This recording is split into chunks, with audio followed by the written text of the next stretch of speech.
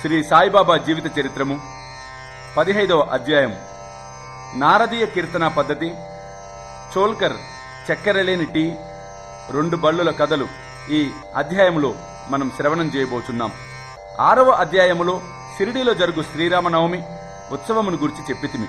ఆ ఉత్సవం ఎట్లు ప్రారంభమయ్యను, ఆ సమయంలో హరిదాసు తెచ్చుట ఎంత కష్టముగా ఉండేది. తొదకు ఆ పని దాస్కన్ మహారాజ్ నిర్వహించినట్లు బాబా శాశ్వతముగా నియమించుట, దానిని ఇప్పటి వరకు దాసగను జయప్రదముగా నడుపుట అనునవి ఈ అధ్యాయములో దాసగను హరికథలను ఎట్లు చెప్పువారో వర్ణింపబడును. నారదీయ కీర్తన పద్ధతి. సాధారణముగా మహారాష్ట్ర దేశములో హరిదాసులు హరికథ చెప్పునప్పుడు ఆడంబరమైన నిండు అంగరకాలను వేసుకొనెదరు. తలపైని పాగా కాని పేటా గాని పొడవైన కోటు, లోపల చొక్కా, పైన ఉత్తరేమో మామూలుగా ధరించడి దోవతి కట్టుకునేవారు. ఈ ప్రకారము దుస్తులు ధరించి షిరిడిలో హరికథ చెప్పుటకై దాసగను తయారయ్యాను. బాబా సెలవు పొందుటకై బాబా వద్దకు పోయాను.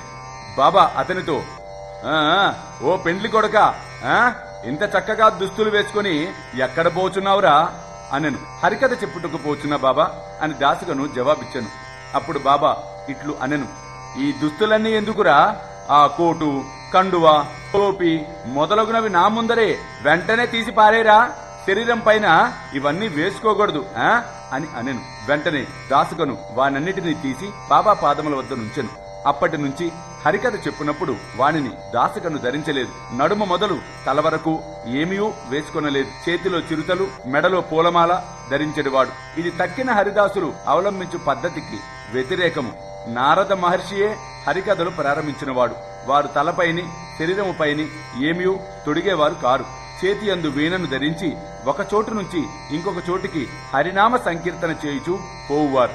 చోల్కర్ చక్కెరలేని తేనీరు.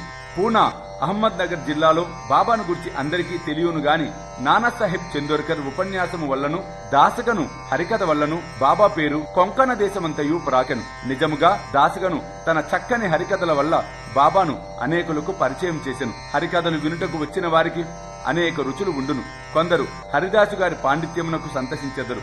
కొందరికి వారి నటన, కొందరికి వారి పాటలు, కొందరికి హాస్యము, చమత్కారము, సంతసము కలుగజేయును. కథాపూర్వమున దాసగను సంభాషించు వేదాంత విషయములు వినుటకు కొందరు, అసలు కథను వినుటకు మరికొందరు వచ్చెదరు. వచ్చిన వారిలో చాలా కొద్దిమంది మాత్రమే భగవంతుని ఎందుగాని యోగుల ఎందుగాని ప్రేమ విశ్వాసములు కలుగును. కాని దాసగని యొక్క హరికథలు వినువారల మనస్సులపై కలుగు ప్రభావము అతి సమ్మోహనకరముగా ఉండెను. ఇచ్చట ఉదాహరణను ఇచ్చెదను.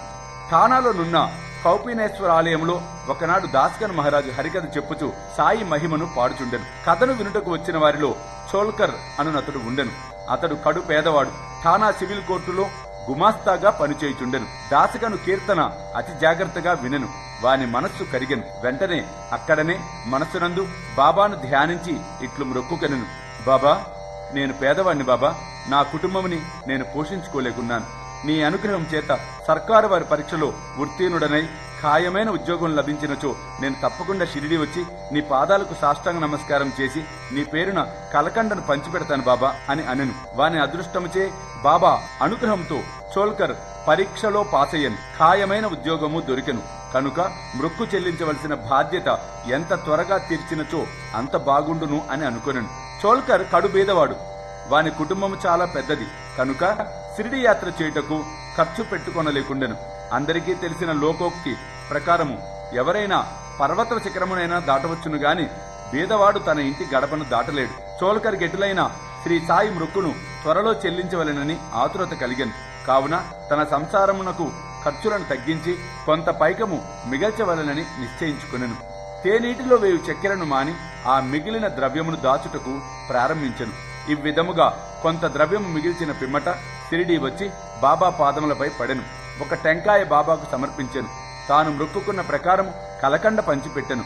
బాబాతో తాను సంతసించినట్లు తన కోరికలన్నీ నానాడు నెరవేరుననియు చెప్పెను. చోల్కర్ బాపుసాహెబ్ జోగ్ గృహం నందు దిగెను. అప్పుడు వీరిరువురు మసీదులో ఉండిరి. ఇంటికి పోవుటకై వారు లేచి నిలువగా బాబా జోగును పిలిచి ఇట్లనెను, ఒరేయ్, నీ అతిథి టీ కప్పులలో విరివిగా చక్కెర వేయరా అని అనెను. ఈ పలుకులలోని భావమును గ్రహించిన వాడై చోల్కర్ మనస్సు కరిగెను. అతడు ఆశ్చర్యమగ్నుడయ్యను. వాని కండ్లు బాష్పములచే నిండెను. తిరిగి బాబా పాదములపై బడెను. జోగు కూడా ఈ మాటలు విని టీ కప్పులలో చక్కెర ఎక్కువగా కలుపుట అను దాని భావము ఏమై ఉండునా అని యోచించెను. బాబా తన పలుకులచే చోల్కర్ మనస్సునందు భక్తి నమ్మకములను కలుగజేయవలనని ఉద్దేశించెను. వాని మృక్కు ప్రకారము తనకు రావలసిన కలకండ చక్కెర ముట్టినదనియు తేయాకు నీళ్లలో చక్కెరను ఉపయోగించకపోవుట అను రహస్య మనోనిశ్చయమును చక్కగా కనుగొనననియు చెప్పెను. బాబా ఇట్లు చెప్పునుద్దేశించెను. నా ముందర భక్తితో మీ చేతులు చాపినచో వెంటనే రాత్రింబగళ్ళు మీ చెంత ఉండెదను. శరీరముతో నేనిచ్చటనున్నప్పటికీ సప్త సముద్రముల ఆవల మీరు చేయుచున్న పనులు నాకు తెలియను. ప్రపంచమున మీకు ఇచ్చ వచ్చిన చోటికి పోవుడు. నేను మీ చెంతనే ఉండేదను. నా నివాస స్థలము మీ హృదయమునందే గలదు. నేను మీ శరీరములోనే ఉన్నాను.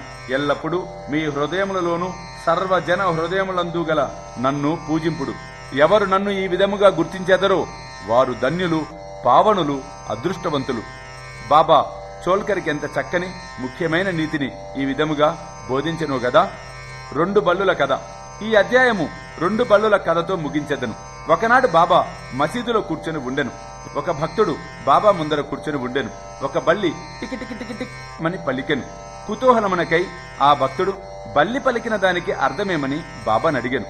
బాబా బాబా ఆ బల్లి ఏదో అంటుంది బాబా, అది శుభమా లేక అశుభమా అని ప్రశ్నించాను. బాబా వెంటనే నవ్వి, చెల్లెలు ఔరంగాబాదు నుండి తనను చూచుటకు వస్తోందిరా, అందుకే ఆ బల్లి ఆనందిస్తోంది అని బాబా అన్నాడు. భక్తుడు వెంటనే నిర్గాంతపోయి కిమ్మనక కూర్చుండెను. బాబా పలికిన దానిని అతడు గ్రహించలేకుండెను. వెంటనే ఔరంగాబాదు నుండి ఎవరో గుర్రముపై సాయిబాబా దర్శనముకై షిరిడీ వచ్చిరి. అతడింకను కొంత దూరము పోవలసి ఉండెను. కాని వాని గుర్రము ఆకలిచే ముందుకు పోలేకుండెను. గుర్రమునకు ఉలవలు కావలసి ఉండెను. తన భుజముపైనున్న సంచిని తీసి ఉలవలు తీసుకుని వచ్చుటకై పోవునప్పుడు దానిలో ఉన్న ధూళిని విదిలించెను. అందులో నుండి ఒక బల్లి క్రిందపడి అందరూ చూచుచుండగా గోడను ఎక్కెను.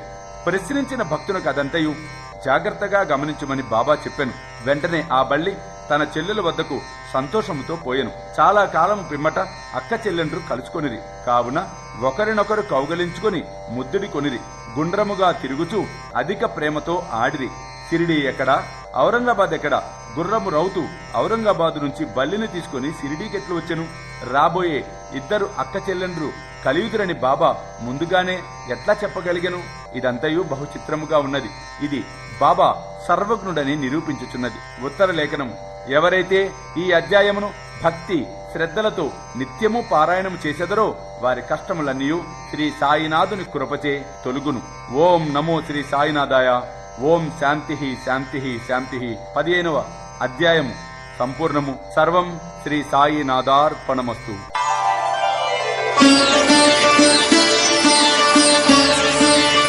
వేలాది మంది సాయి భక్తులు ఎదురు చూస్తూ ఉన్న ఘడియలు మరలా రాబోతూ ఉన్నాయి.